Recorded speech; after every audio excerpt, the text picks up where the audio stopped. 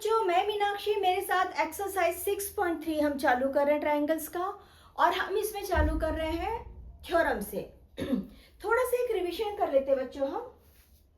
देखिए, अगर मान लो हमारे पास एक ट्रायंगल एबीसी है, दिस इज फ्रॉम 9th।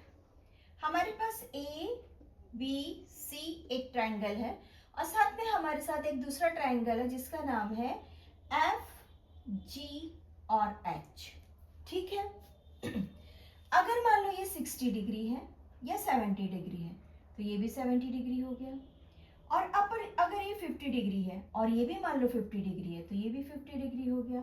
अब बच कितना गया बच्चों? यहाँ पर बच गया 60 डिग्री, तो ये भी 60 डिग्री हो गया, है ना। मान लो अगर ऐसा होता है, तो उस समय हमने क्या पढ़े थे 11th में? हमने पढ़े थे एंगल एंगल एंगल क्राइटेरियन। क्या पढ़े थे हमने? Angle number 1, angle number 1, now angle number 2, angle number 2, angle number 3 and angle number 3। हमने इस एंगल एंगल एंगल क्राइटेरिया से ये पढ़ा था कि ये दोनों जो ट्राइंगल्स है ये आपस में सिमिलर है। इसको सॉरी सिमिलर नहीं बोलेंगे, इसको हम बोलेंगे कॉन्ट्रुएंट, सिमिलर नहीं कॉन्ट्रुएंट। ठीक है। कब बोल रहे थे हम? जब इनके आपस में एंगल इक्वल्स थे। आ जाइए यहाँ पर देखते हैं।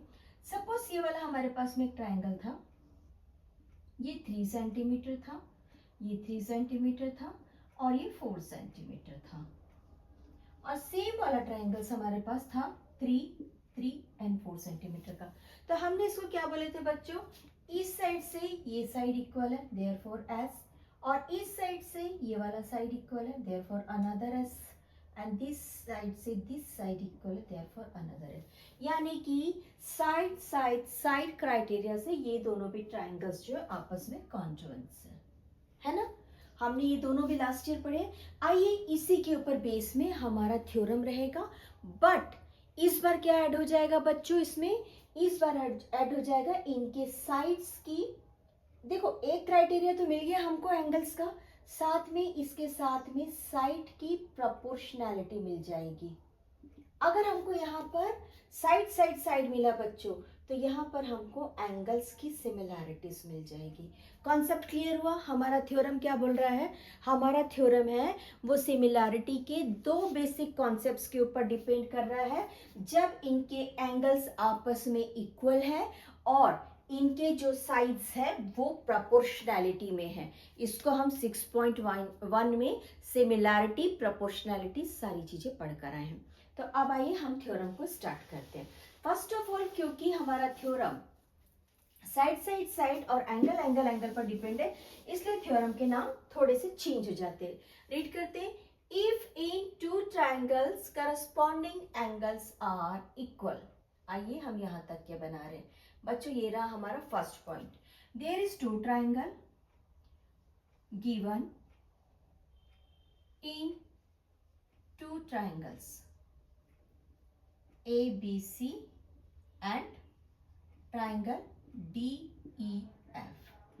मैंने ड्रॉ कर लिया, look it here, this is our ABC and this is our DEF। ABC DEF।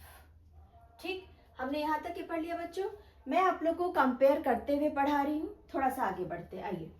If in 2 triangles sides of one triangle are proportional to the side of the other triangle। ये रहा हमारा first point.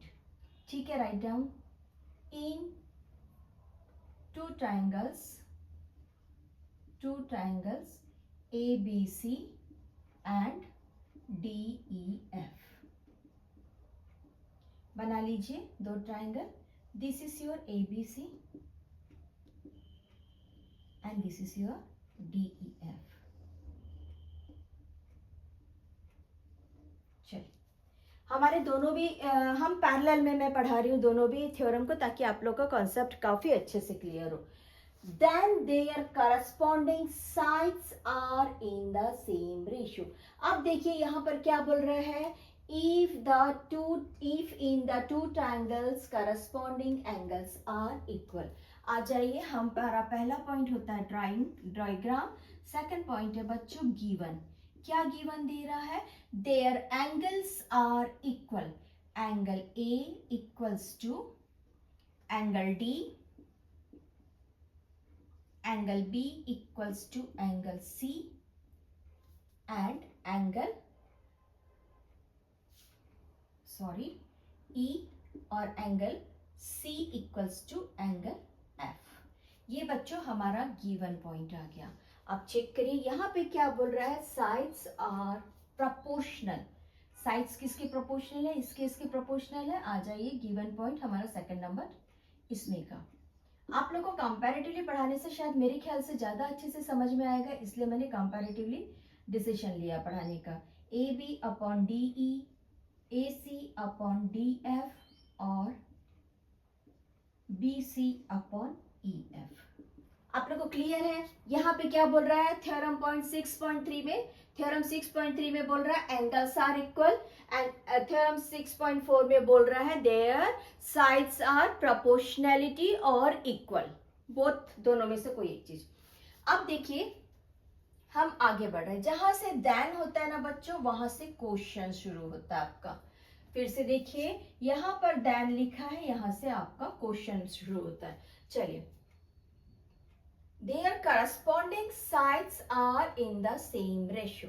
अगर ये ऐसा है तो corresponding side ये है, यानी कि हमको to prove में क्या जा रहा है,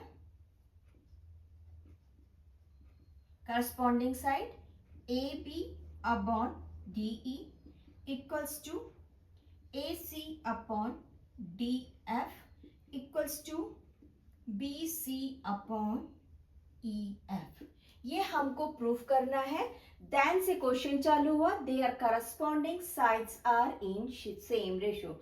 इसके साथ में ये रेशियो बना रहा है, इसके साथ में इसका रेशियो है बच्चों, और इसके साथ में इसका रेशियो है।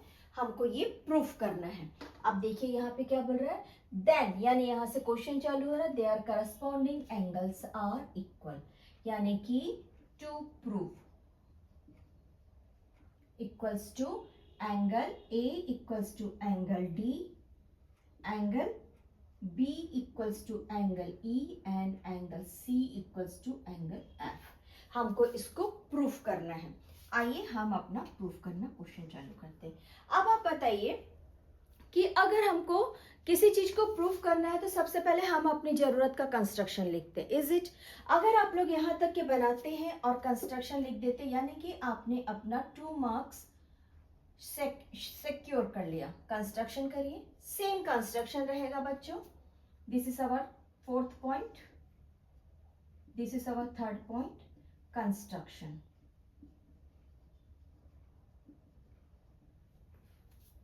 हम क्या कंस्ट्रक्शन करेंगे बच्चों, देखो क्या करेंगे ना, हमारे पास में इतना बड़ा एक DEF है। क्या है? DEF। अगर मान लो मैं इस ABC को उठा के इसके ऊपर रख दूं, तो ये मेरा ABC इसके ऊपर ओवरलैप हो जाएगा, यानी कि मैं AB के बराबर यहाँ पर P और AC के बराबर Q लाइन ले लेती हूँ। मान लो मैंने इसे 2 सेंटीमीटर लिया था और इसे 2 लिया था, और मैं इसे 2 ले लेती हूँ और इसे 2 ले लेती हूँ, यानी कि मुझे क्या मिल गया, एक P और Q लाइन सेगमेंट्स मिल गया। यानी कि AB बराबर और AC के बराबर मैंने यहाँ से एक कट मार लिया। जैसे मैंने कट मारा तो इस लाइन को आपस में मिला दिया। सेम टू सेम बच्चों, चलिए इसको थोड़ा सा छोटा करके दिखा देती हूँ।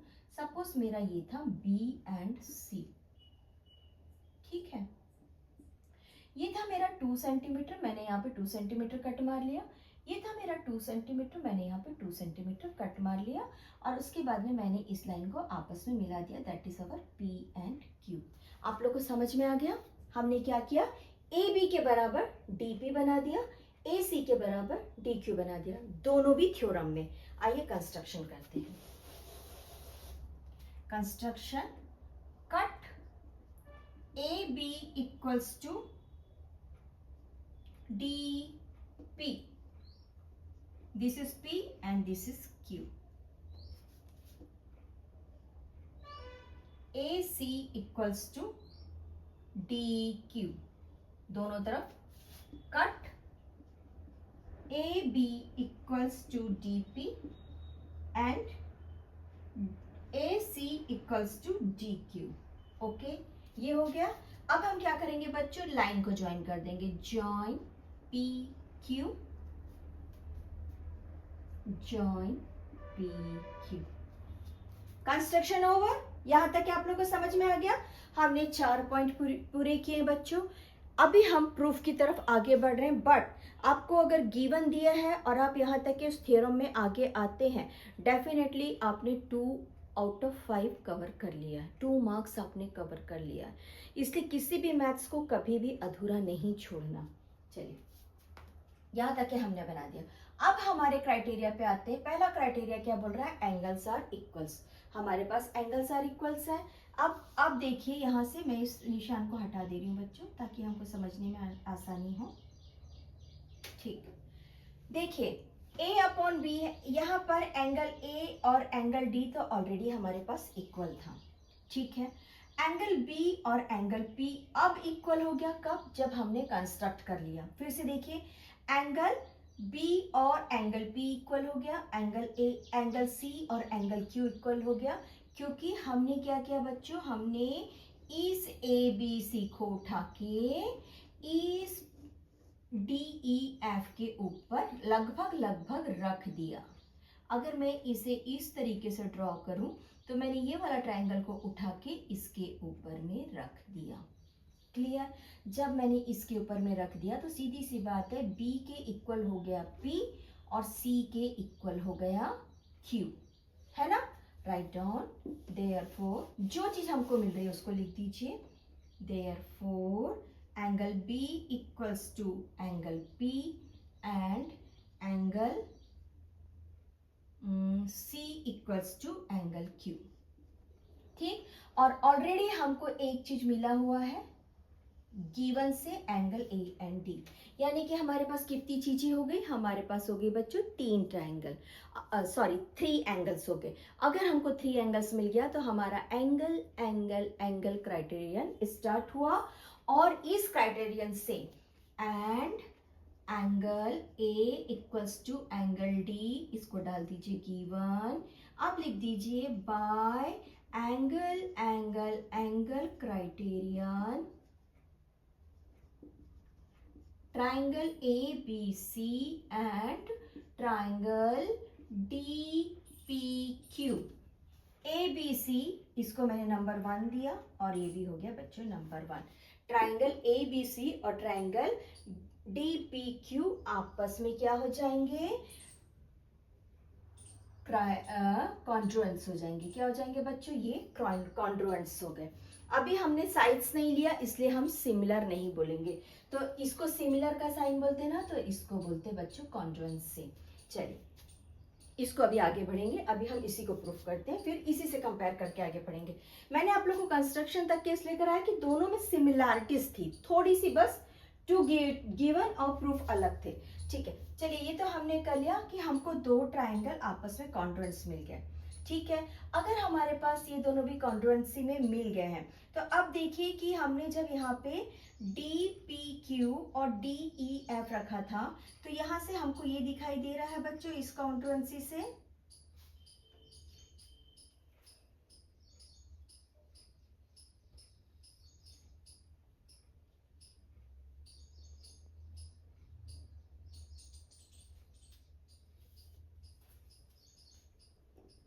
कि ये वाला जो एंगल था B वो किसके इक्वल था, E से। देखिए क्या बता रहा है, ये वाला जो B था वो E के पैरेलल था, तो राइट डाउन बाय क्या था, first angle B equals to angle E equals to angle P। ये एंगल P कहां से मिला, बाय कॉन्जुएंसी मिला हमको, और क्या मिल रहा है, angle C equals to angle F equals to angle Q। ये वाला कॉन्जुएंसी से मिला। देखो ये वाला कितना था, ये वाला हमारा था गिवन, और ये वाला क्या था बच्चों, ये वाला हमारा था गिवन, और ये वाला हमने कॉन्जुएंसी से प्रूफ किया। यानी कि हमको ये पता चला कि ये वाला एंगल और ये वाला एंगल बराबर है, therefore by law of corresponding angle law of corresponding angle बोलिए या पैरेलल लाइंस बोलिए, ठीक है, लॉ ऑफ पैरेलल लाइंस लिख देते, ठीक है, by law of parallel line या फिर करस्पॉन्डिंग एंगल, ठीक है, नहीं हम यहाँ पे लिखते बाय, ओके, ऐसा ऐसा लिख देते बच्चों, are corresponding angles.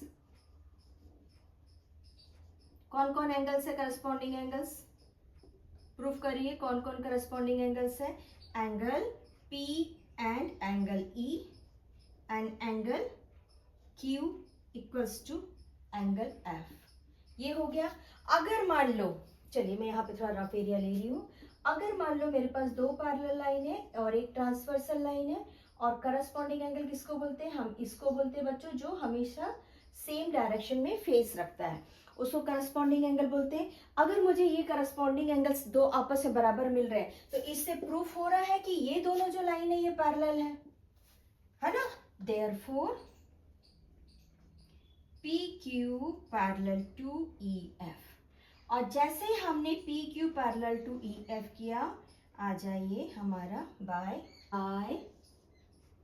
Proportionality theorem,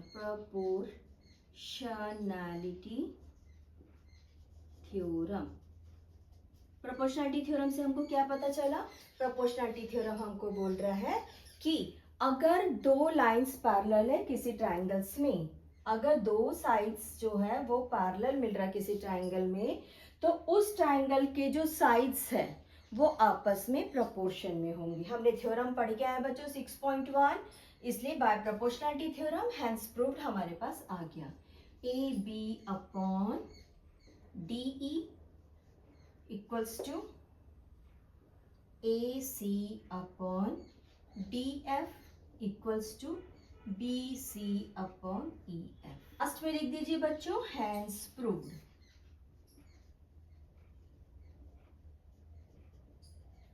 I hope आप लोग को ये बहुत अच्छे से समझ में आया। अब इसी को आगे बढ़ा के हम आगे बढ़ रहे हैं। देखिए कंस्ट्रक्शन तक के हमने बना लिया, अब हम वापस से किस में आते, जो चीज हमको दिया है, क्या क्या चीज दिया है बच्चों, हमको दिया है AB और DP आपस से बराबर, DE एक दूसरे से प्रोपोर्शन है।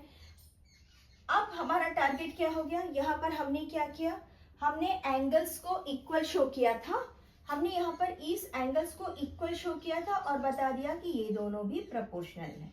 बट पहले ही जब हमको ये बोल रहा है कि वो प्रोपोर्शनल में है तो उनके करस्पॉन्डिंग एंगल्स इक्वल होंगे, तो हमको प्रूफ तो एंगल्स को करना था। और पहला सीधी सी बात है, जब अगर मान लो मैंने यहाँ पे किसी चीज को कंस्ट्रक्ट किया है तो कंस्ट्रक्ट करते ही मुझे फर्स्ट पॉइंट तो ये मिल गया angle A equals to angle D, ठीक। सेकंड पॉइंट क्या मिल गया बच्चों, मुझे मिल गया एंगल AB बराबर equals to angle DP।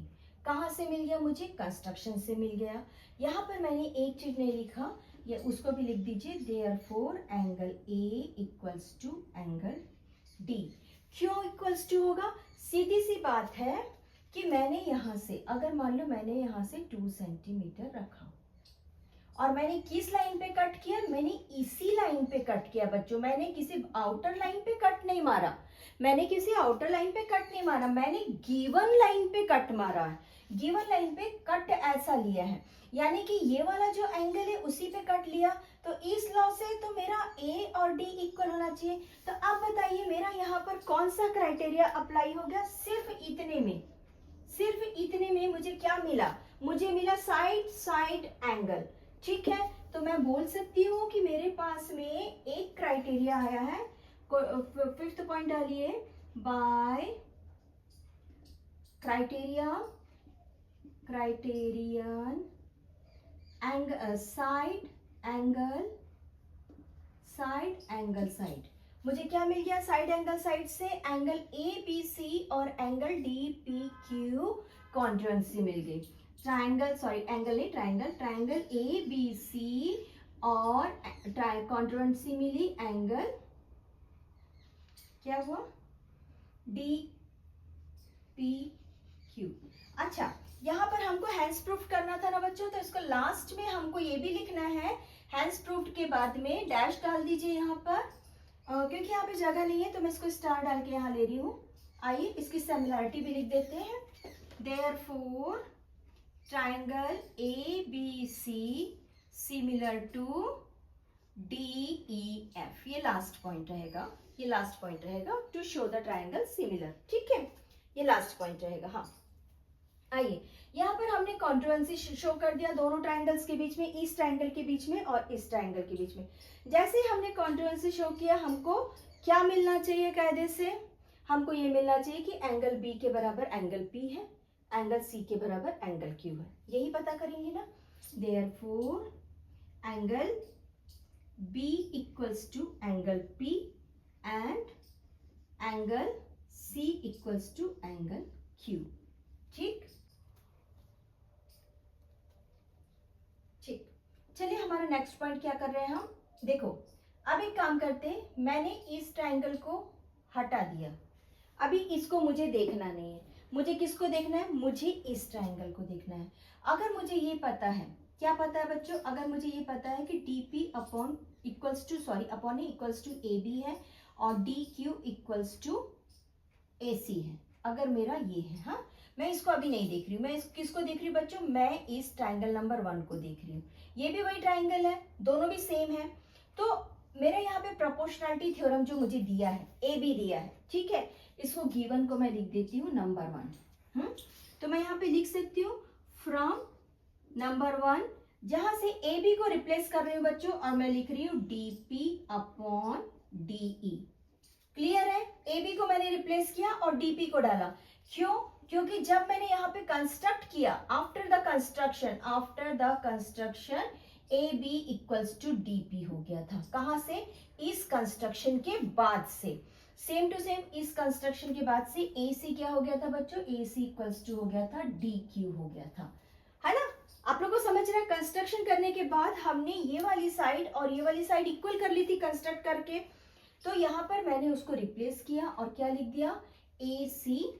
AC की जगह लिख दिया बच्चों मैंने DQ अपॉन DF. ठीक है, लास्ट का तो अभी BC अपॉन EF में लास्ट में लिखूंगी. मुझे ये दो चीज मिल गई. जैसी मुझे दो चीज मिली तो मेरा वापस से आ गया क्या चीज? मेरे पास आ गया वापस से मेरी proportionality theorem.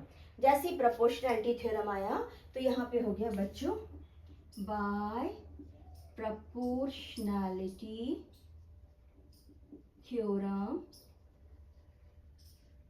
By proportionality theorem of by converse of proportionality theorem. अच्छा ठीक है, नहीं इसी को करते. DP अपॉन DE और ये था DQ अपॉन DF. अगर मान लो ये दोनों प्रोपोर्शन में मिलते हैं तो कन्वर्स आना चाहिए बच्चों, bye converse of proportionality theorem, bye converse of proportionality theorem. जैसे ही दो साइड्स आपस में प्रोपोर्शन में मिलते हैं, हमको मिल जाता है therefore PQ is parallel to EF. हमको तुरंत ही मिल जाता है PQ और EF आपस में पैरेलल है. जैसे PQ और EF आपस में पैरेलल हुए तो सीधी सी बात है, पैरेलल लाइंस में करस्पॉन्डिंग एंगल्स इक्वल हो जाएंगे. Therefore angle P equals to angle E and angle Q equals to angle F. क्या हो गया? लिख दो यहाँ पे करस्पॉन्डिंग एंगल.